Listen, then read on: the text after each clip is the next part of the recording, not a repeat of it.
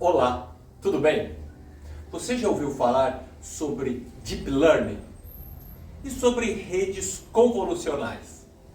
Este será o primeiro vídeo de uma sequência de episódios aqui no canal, onde vamos entender os principais conceitos de Deep Learning e utilizá-lo tanto para classificação de imagens quanto para geração de imagens também.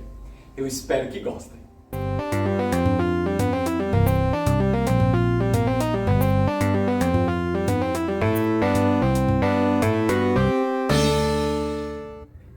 O meu nome é Ângelo e eu sou professor de Inteligência Artificial no Instituto Federal de São Paulo.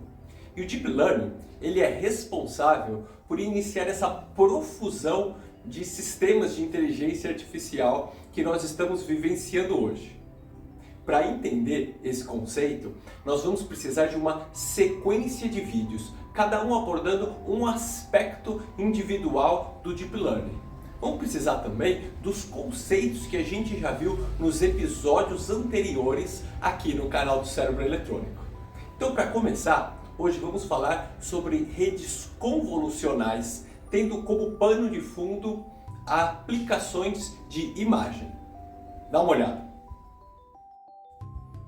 Uma rede convolucional também possui uma camada de entrada, que vai receber a imagem, e uma camada de saída. Supondo que nesse exemplo a tarefa é identificar se a imagem é de uma mulher, um homem, menina ou menino, utilizamos uma configuração de saída do tipo one-hot, que a gente estudou nos episódios anteriores aqui do canal. Entre essas duas camadas, temos uma sequência de processamentos. A parte final dessas camadas encadeadas vai realizar essencialmente a classificação da imagem. E ela pode ser composta por uma rede do tipo perceptron multicamadas, que também a gente já estudou aqui. E entre este perceptron e a entrada é que estão as camadas convolucionais. Essas camadas irão realizar a extração das características da imagem que forem mais relevantes e fornecer essas características para as camadas de saída, para que elas possam realizar a classificação. Então vamos dar um zoom aqui na primeira convolução para entender como ela funciona. Trocando também de exemplo, imagine que agora a tarefa é a identificação de dígitos. Uma convolução é uma operação realizada entre a imagem e o filtro, também chamado de kernel. A saída da convolução é anotada no mapa de características. Este kernel vai varrer toda a imagem, desde o canto superior esquerdo até o canto inferior direito, percorrendo-a inteiramente em busca de um padrão. Por exemplo, imagine que este filtro que temos aí de 4 por 4 pixels está em busca do padrão de uma linha vertical. Porque uma linha vertical deve ser importante para reconhecer qual é o dígito da imagem. Então, o filtro vai percorrer toda a imagem em busca desta linha vertical e quando encontrar, por exemplo, nessas duas posições marcadas aí na figura, a saída vai ser anotada no mapa de características, mantendo a posição relativa de onde o padrão está localizado na imagem. Certo, então esse é o conceito de extração de características feita pela convolução. Mas qual será a operação matemática envolvida? Ela é bem simples, olha ali. Para mostrar a convolução, eu vou utilizar a imagem do dígito 1. Na verdade, uma figura extremamente simplificada desse dígito. Uma imagem de apenas 4 por 4 pixels, no qual o 1 está desenhado com pixels de valor 1 positivo, correspondente à cor mais alaranjada, contra um fundo de pixels de valor -1 de cor mais azulada. São duas cores, é como se fosse uma imagem em preto e branco. O kernel, com o padrão que está sendo buscado, é composto da mesma maneira. Neste caso, uma linha vertical de pixels de valor +1 contra um fundo de pixels de valor -1. A saída da convolução é anotada no mapa de características. Neste caso extremamente simplificado, o mapa tem apenas 4 posições. Por quê? Porque o filtro pode ser posicionado em apenas 4 diferentes posições da imagem. Vamos colocá-lo na primeira posição. A operação executada é uma multiplicação, pixel a pixel, entre a imagem e o kernel. Por exemplo, o primeiro pixel da imagem vezes o primeiro pixel do kernel. Menos 1 vezes menos 1 resulta em mais 1. Depois, o segundo pixel da imagem pelo segundo pixel do kernel. Menos 1 vezes mais 1, que resulta em menos 1. Para terminarmos a primeira linha, mais 1 vezes menos 1, com o resultado menos 1. A multiplicação continua pixel a pixel para todas as linhas. A segunda linha e a terceira linha. E ao final, se somam todos os resultados. O valor dessa operação resulta em menos 3. Ele é anotado lá no mapa de características. É um valor baixo, significando que o padrão não foi encontrado nessa primeira posição onde o kernel foi inserido. O filtro segue percorrendo a imagem. Ele vai ser posicionado agora em outro local e a mesma operação será executada. Uma multiplicação pixel a pixel. Então, na primeira linha, todos os resultados serão mais 1. Na segunda linha também. E na terceira também. Você já entendeu, né? Comparando com a anterior, um valor alto no mapa de características significa que o padrão foi encontrado naquela posição onde está o filtro. Mas o kernel continua percorrendo todas as posições da imagem e os resultados anotados no mapa de características. Pronto, terminamos o primeiro filtro. Mas o mapa de características é composto por diversas camadas. Cada camada associada a um filtro convolucional. Vamos supor que na segunda camada do mapa de características, agora temos um kernel linear vertical. Ao percorrer toda a imagem, o mapa de características recebe a indicação da posição em que o padrão foi encontrado. Continuando com o exemplo numérico simplificado, eu coloquei o filtro linear horizontal na última linha do kernel. A multiplicação ocorre pixel a pixel entre a imagem e o kernel e o filtro percorre todas as posições da imagem, obtendo esses resultados.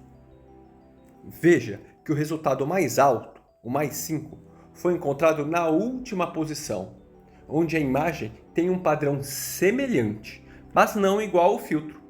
Isso também ilustra que a operação é flexível e funciona mesmo quando os padrões não são idênticos. Esse processo se repete para formar as várias camadas do mapa de características. Por exemplo, aqui um padrão mais complexo que também é usado para formar uma nova camada do mapa. Simples, né? A operação matemática não é nada complexa.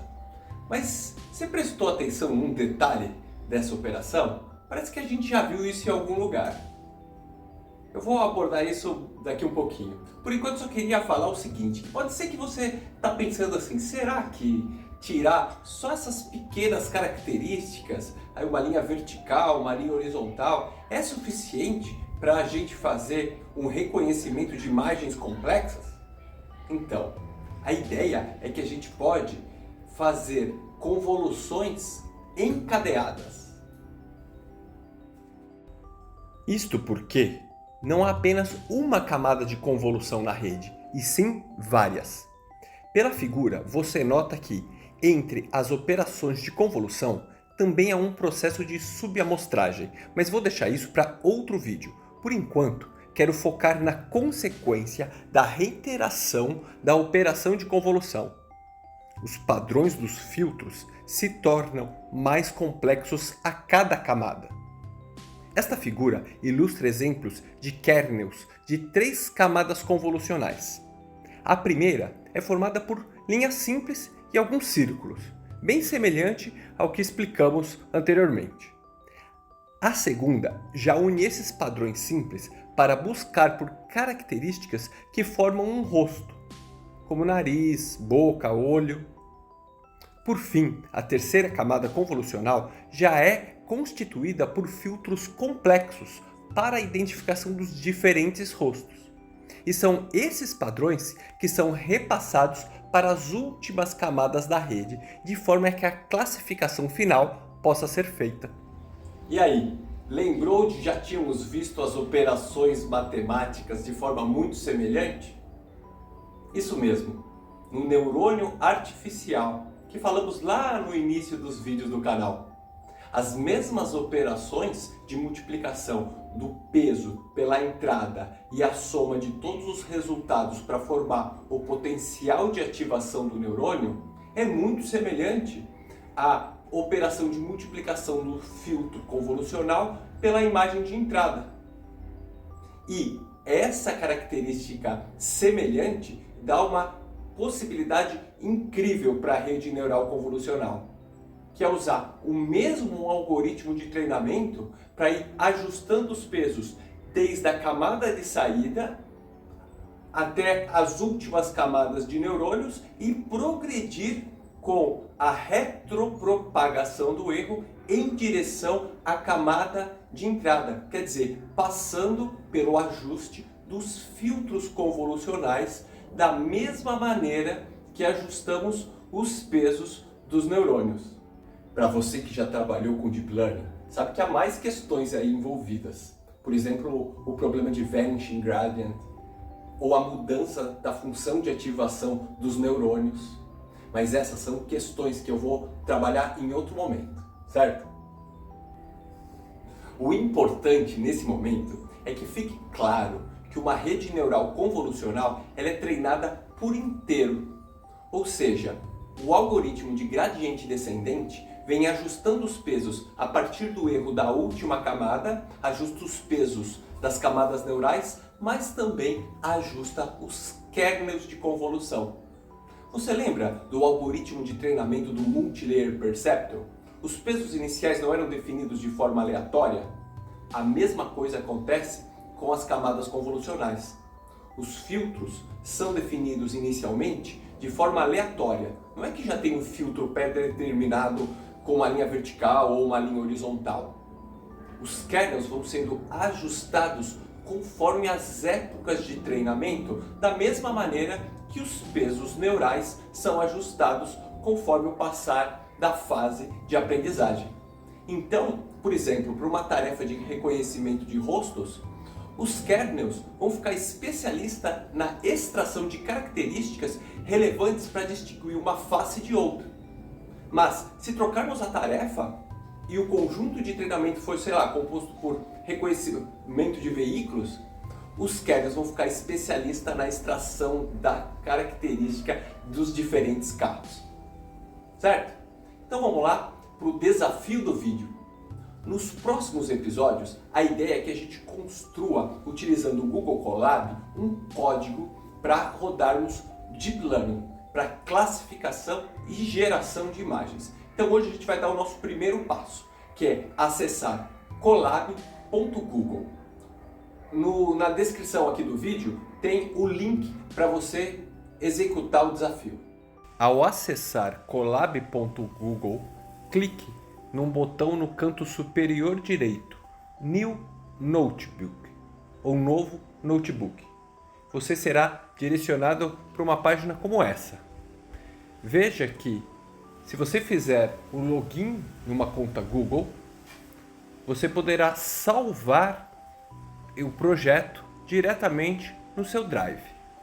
Observe também que você pode trocar o nome do projeto para o nome que você quiser. Você vai inserir duas células de código. A primeira com importação de bibliotecas e a segunda vai iniciar a definição da topologia neural da sua rede. Deixa eu te mostrar. Esse é o código que você deve digitar no desafio do vídeo. A primeira célula importa duas bibliotecas, TensorFlow e Keras. Vamos falar mais das bibliotecas em outro vídeo. A segunda célula inicia a construção de um modelo. Ele será composto por uma sequência de camadas. Aí está escrita apenas a primeira camada, uma convolução 2D, porque trabalharemos com imagens. Na próxima linha há um comentário em verde. É a partir desse ponto que, nos episódios futuros, iremos continuar construindo o nosso código de Deep Learning. Após você digitar as duas células de código e garantir que não haja erro executando ambas as células, que por enquanto ainda não tem nenhuma função específica, eu quero que você responda lá nos comentários do vídeo o que são esses dois parâmetros da camada convolucional. O número 32 e um kernel size de 3. Talvez você precisa pesquisar um pouco para responder e me conta lá nos comentários do vídeo, certo? Então no próximo vídeo continuamos a construção da nossa rede convolucional. Até mais!